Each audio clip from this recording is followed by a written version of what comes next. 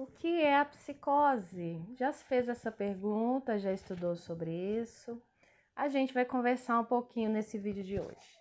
Meu nome é Joyce Silva, sou psicóloga, trabalho com a psicanálise e estou aqui no projeto Psicanálise Viva, nesse canal, para tornar a transmissão da psicanálise um pouco mais descomplicada e mais acessível para você. Vamos falar sobre a psicose. A psicose é, antes de tudo, um modo de funcionar de um sujeito. Um modo como um sujeito organiza seu mundo, organiza sua vida, que ao lado da neurose e da perversão compõe o que a gente chama de estruturas clínicas, numa linguagem mais lacaniana. Então, o primeiro ponto a se entender é isso, assim. Falar em psicose é falar em um modo de funcionar de um sujeito. Esse modo de funcionar, ele é consequência de um processo que acontece lá na infância, chamado de complexo de Édipo. É um processo aí em que a criança, na relação com seus pais, com seus cuidadores, né, com as primeiras figuras ali que representam cuidado para ela vai precisar entender que ela é um sujeito e aquele que cuida dela, muitas vezes é a mãe, é um outro sujeito, que ela e a mãe são pessoas separadas.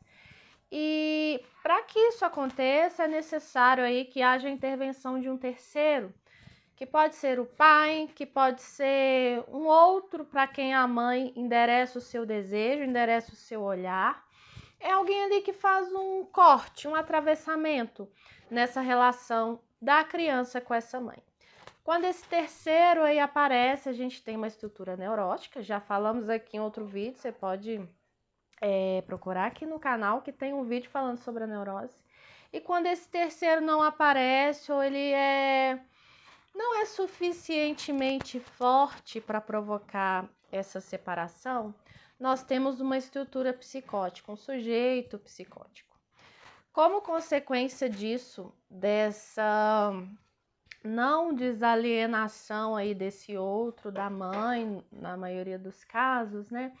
A gente vai ter um sujeito que vai ter um modo aí de se comportar característico, que vai ter um modo de se expressar aí na linguagem que é característico, que vai ter um modo de lidar com o próprio corpo, que é bem diferente do modo de um sujeito neurótico, vai ter um modo de lidar com o outro muito diferente também. Então, essa não inscrição desse não, dessa separação, desse nome do pai, como Lacan chama, ela traz aí consequências na vida desse sujeito em relação ao outro, em relação ao corpo, em relação ao próprio eu, em relação a tudo aquilo que diz respeito à esfera de vida do sujeito aí. Então, a gente vai ter aí nas psicoses, principalmente nas psicoses desencadeadas, a presença de muitas alucinações, a presença de fenômenos de corpo, a presença de sensações aí, desrealizações, quando o sujeito parece que meio que sai fora do ar e fica um tempo. É claro que não é só nas psicoses que a gente pode ver isso, tá, gente? A gente pode ver isso em qualquer estrutura aí, na neurose, na perversão, mas falar na psicose, assim, implica que a presença desses fenômenos é uma consequência dessa não inscrição desse não do pai, que traz essa certa desorganização para esse sujeito. Como psicoses nós temos hoje descritas na literatura? A paranoia, a esquizofrenia e a melancolia. Alguns autores consideram o autismo como um tipo de psicose e alguns outros o defendem como uma estrutura à parte. Isso é uma discussão aí. Mas o fato é que o sujeito psicótico ele vai ter esse modo diferente aí de funcionar. Na melancolia, vai haver aí uma marca muito grande de uma ausência de investimento libidinal no mundo exterior. O sujeito melancólico é muito parecido com um depressivo grave, aquele sujeito que não investe no mundo exterior, que é muito envolto aí no próprio eu, tem um investimento libidinal muito grande no próprio eu, e isso traz certas consequências aí.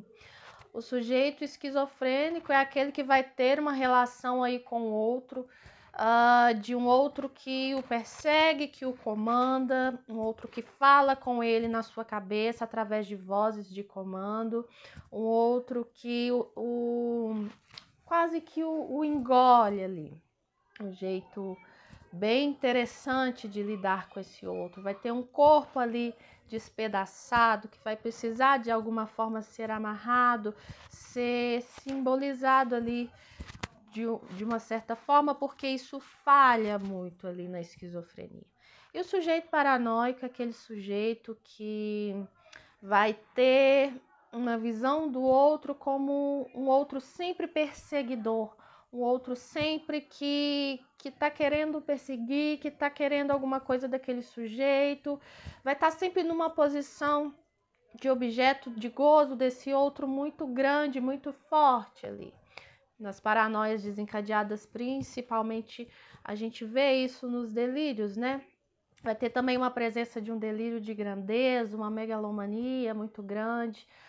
Um caso interessantíssimo de paranoia para entender como é que essa estrutura funciona é o caso Schreber, muito falado em Freud e em Lacan. Inclusive tem o livro do Schreber, muito interessante, Maria Bruna já leu, pode falar um pouquinho mais para vocês em um outro vídeo. Mas é isso, assim, a psicose é um modo de funcionar do sujeito em consequência dessa ausência, desse não do pai, dessa separação aí da mãe, desse outro que cuida, que não aconteceu na infância. Esse foi o vídeo de hoje, curte, compartilha, se inscreve aqui no canal, faça seus comentários, que semana que vem tem mais. Até lá!